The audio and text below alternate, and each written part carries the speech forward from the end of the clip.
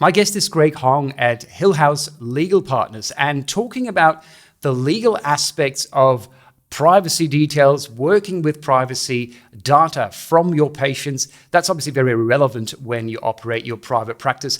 Craig, good to see you. How are you going? Yeah, good, thanks. How about yourself? Very well, thank you. So where can doctors actually start to find some guidance in this complicated area, understanding all the regulations about privacy and data retention?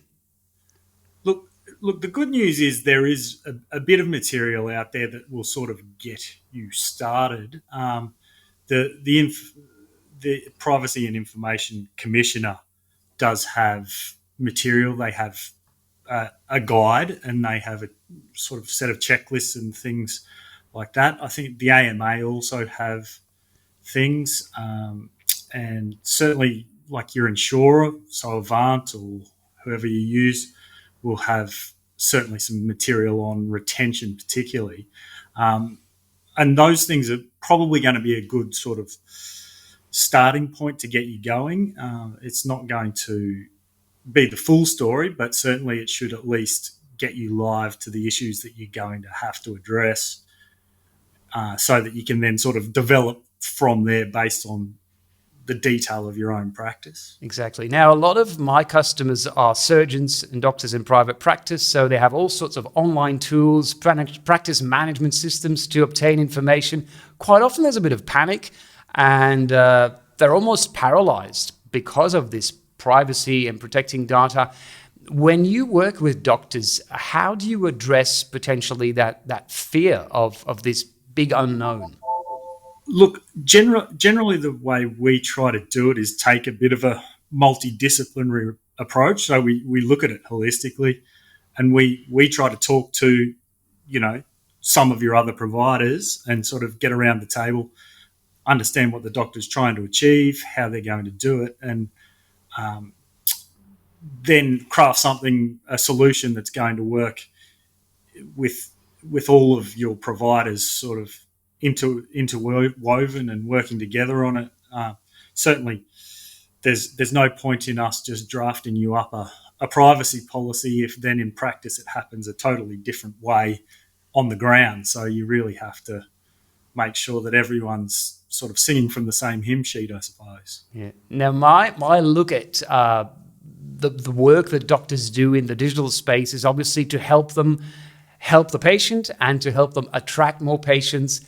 You being a legal expert, you will see the pitfalls. You will see the dangers of a doctor breaching the law or being sued. What is, in your opinion and your experience, what's the biggest pitfall? Can a doctor go to jail when they breach the privacy legislation?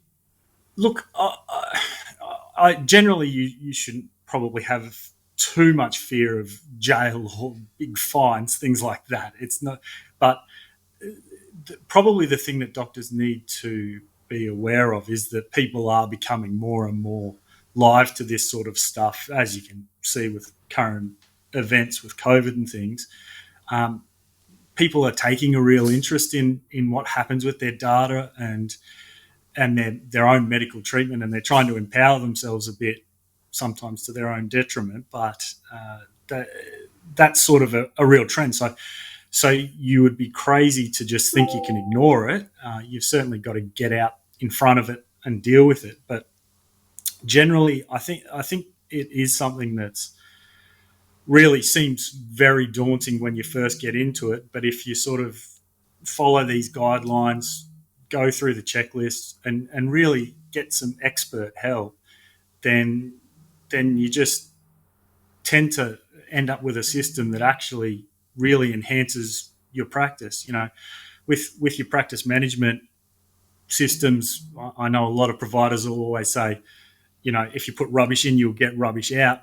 But if you put time and money into it at the front end, you'll pull time and money out of it at the back end. So, you know, it's just a case of getting across it and dealing with it. Yeah. Now, I see a lot of evolution on the technical side where patients are invited to enter details in all sorts of data retention systems. Is it easy for you to keep track of all this new technology, especially with telehealth now taking off? Yeah, so look, telehealth has sort of changed the way people are doing things, and there are a whole heap of new concerns that have arisen because of that. A lot of cybersecurity things have come into it, and as you correctly say, once you're adding in programs and adding in devices, there's lots of room for things to go wrong. It's look, I guess the from a compliance perspective up front and getting permission, it's really just a case of being live to exactly what you're doing, and then going through that detail and explaining it to the patient so that they're aware of what's happening and consent to what's happening. And then from a security perspective, it's really being aware of the programs you're using, where they're saving their data, you know, what's happening with it from those perspectives, and then being live to cybersecurity issues. Like to give you an example, you know, during the height of COVID lockdowns, people were just sort of using their own home computers potentially to be doing telehealth and things, and without sort of thinking that that might not have gone through the same sort of rigorous testing and security protocols that the devices that you've set up with your IT providers might have. So you may be just introducing this own unknown variable with your BYO device that wasn't there before. So yeah, you just have to think carefully as you add things. Say, well, is this going to increase my exposure, and potentially talk to your cybersecurity and IT teams and things like that. Now, what I hear you say is it's important to inform the patient where the data are sitting, how they're being retained. Would you say that is the key of the legal aspect? It's not necessarily investigating all the tools in full detail, but it's crafting good communication. So as a patient, I know, 100%. yeah, so that would be your key role, is advising the doctor on clearly communicating where the data is sitting. Is that correct? Well, usually our role would be to so you would sit down with your IT provider and your practice management software provider and any other sort of third-party software that you're using, work out exactly what it is you're going to be doing, and then even just in person, how you're going to be collecting data. And then, so once you have that rough plan of what's going to happen, we would assist you in drafting the actual privacy policy, which then sets all these things out and which gives the patient the opportunity to consent to that collection of data.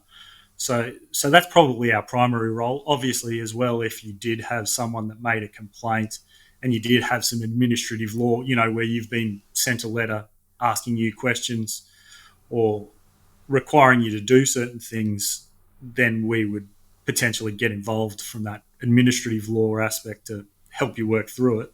But generally, if you get the privacy policy and all your consents right, you're far less likely to have any problems because, you know, people will have signed up for it in the first place. So Fantastic. that's normally the best way to protect yourself. So that sounds like a good first step if some of our viewers and readers want to get started and improve, let's say, their legal position, their liability. One of the good first steps would be to look into their privacy policy and their consent forms, and you'd be in a good position to help them with that, right? Oh yeah, definitely. And even sort of the first step for them to take would be simply to go through, if they do have a privacy policy.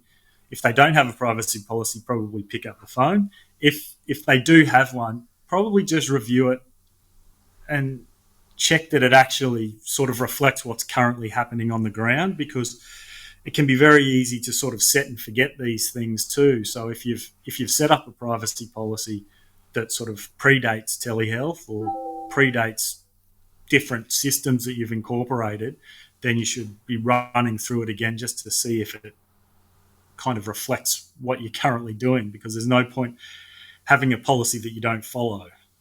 Excellent. So that sounds like a really good first step. We'll put your details in the article under the video. Thanks a lot, Craig, for shining a light on this complex area. And I'm sure that the beeps in the background indicate that there's plenty of people that have high demands for your legal That's expertise. a lot of emails coming in, yeah. So thank you for your time, Craig, and thank you for shining a light on that. And all the best at Hillhouse Legal Partners. No worries. Thanks, mate.